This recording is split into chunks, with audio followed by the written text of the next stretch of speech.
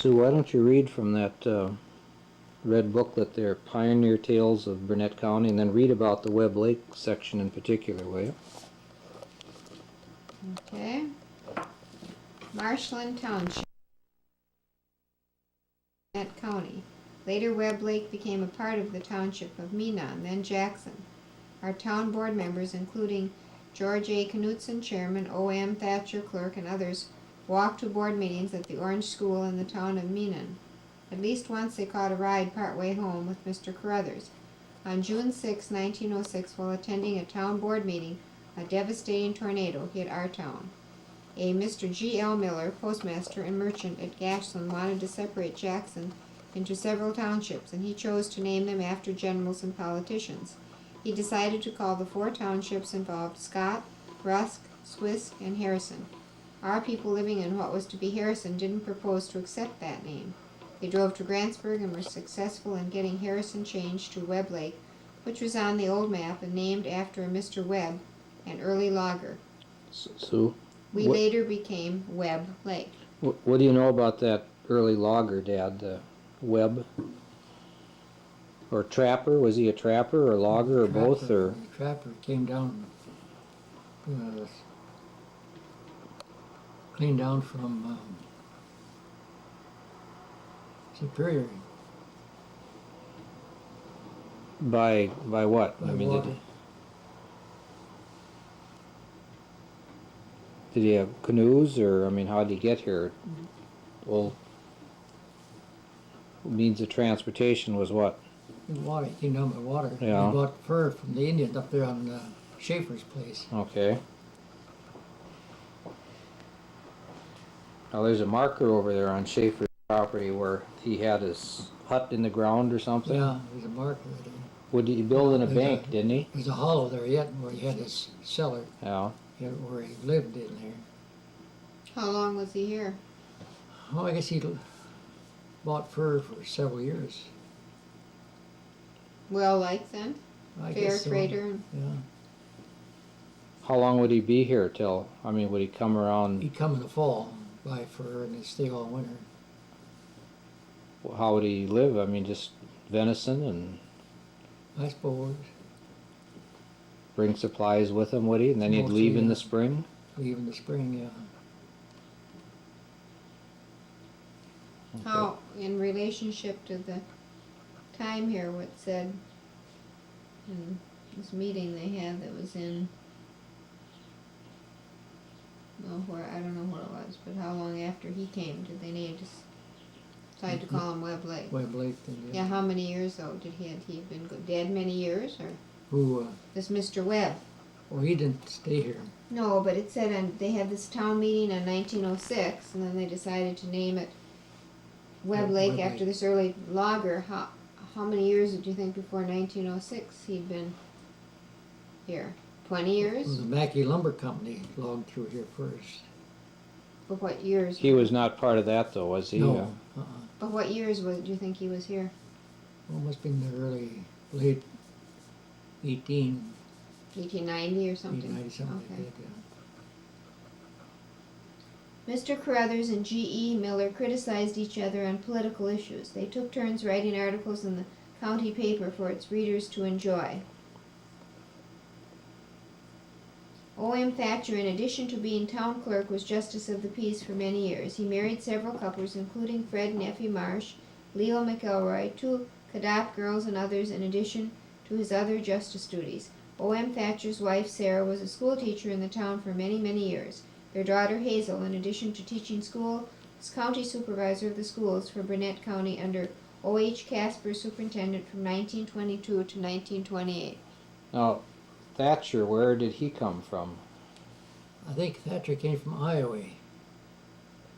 Now, if he's marrying people, I mean, is he a preacher or No. justice of the peace, or?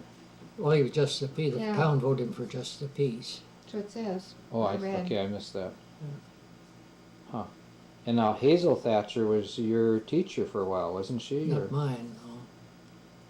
She Who- taught different schools around around Madison, down through there a lot. Okay, but She was district. She was superintendent? County Superintendent. supervisor. Okay. Did anybody have her for a teacher up No. here or not? Okay. The first real settlers all taking homesteads were the Charles P. McDowell family in 1896. They live in section 34 on Lily Lake and built a little store, and Mrs. McDowell became the first postmaster. Mail came from Spooner to Gaslin and on to Webb Lake. They didn't live here many years before Mr. McDowell and his two sons died during an epidemic of diphtheria. One of Holly Richmond's sons on Fish Lake also died of the dreaded disease. These here are all buried on Lily Lake. Okay. Will Marsh, James Overton, Fred Clare, George Knutson, C.P. Nutt also took homesteads here in the 1800s.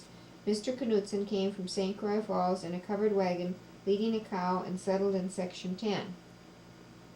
And my dad, in 1901, homesteaded in Section 24. Okay.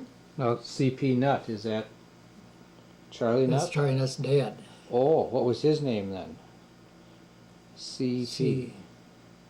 What was this? So that was Charlie Nutt's dad. Now, Yeah. were they at the same home site over there, or? Well, right close to the Namakagon River. Yeah. Huh, okay. What was your dad's name? Nels Peter Johnson. Okay. Good Scandinavian name. Hmm? Good Scandinavian Yeah. name. In the early 1900s, many more families moved in, taking homesteads, some of which were Rolla and Charles March, Arbuckles, Brooks, Bents, Smiths, Andrew Nelson, John Holmes, John Spafford, and daughter Effie, N.P. Johnson, That's right. Gardners, George Johnson, Fred Huth, O.M. Thatcher, Lily Bevins, Fred Clare, Charles Harrow, Ole Kemp, Nick Hawes, Livermores, and Breezy. Mr. Breezy made and sold brooms. Mrs. McDowell made ash woven baskets large and small and sold them. John Jones and wife, their son Jim, and grandson George Jones settled near Jones Creek, and the stream was named after them. Jim taught school in Webb Lake. The grandson, G.R. Jones, edited the Shell Lake paper. Jim Jones boarded at my folks' place. Okay. So now, was he your teacher? No, it was Ivan's teacher. Was he? Ivan's first teacher. Anybody else you want to tell about here? No else.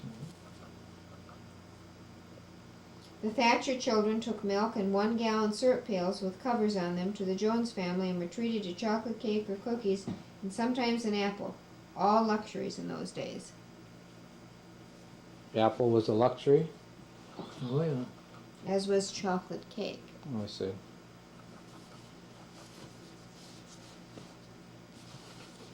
The many families who took homesteads here soon learned that they had poor soil for farming. Many didn't try to farm and went away to work in lumber camp at Gordon. Soon camps were set up in the town, and Mr. Webb built a dam at the outlet of Webb Creek. As a result, the meadows were flooded during the long log drives. Logs were boomed across Webb Lake into Webb Creek, down Namakagon and St. Croix rivers to Stillwater. Other logging camps were built by Clendenning, Richard King, Orrin Gray, and Mackey Lumber Company.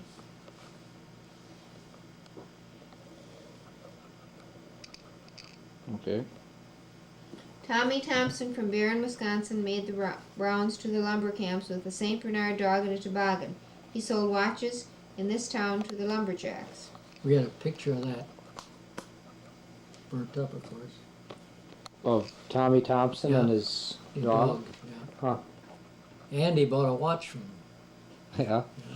With you, what, couple dollars or?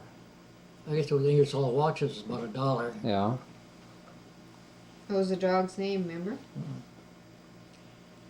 The Nutt boys, Charles and Ed, Carl and Emil Johnson, Ben Smith, and others, went on the drive each spring. Now that would be from like that high bank over here Yeah, on Oh, on really? Upper Webb and yeah. You get them all down and going down the lake here, and then they'd have a big long chain with a hole on the end, drill a hole on one end and way on the other. See, that's where you picked up that big that chain. chain in the garage there, Yeah. yeah. Hmm. Then they'd pull it down the end there and clean on down. And Now- where would they take them? Hmm? Where would they take all these logs? Down to Nemacoggin, Mississippi, down Where to would- Stillwater. Oh, okay. Now That they'd, was your brother they- that went along? No? Emil and Emil. Andy did, yeah. now they'd come back, They- what they did you start- say, April? Yeah, they start here as soon as the ice went out. They'd be down there, go down in about later part of June, 1st of July, they'd end up down at Stillwater, and then come back home. And then from there, they'd go out west, harvest fields. Oh, really? Okay.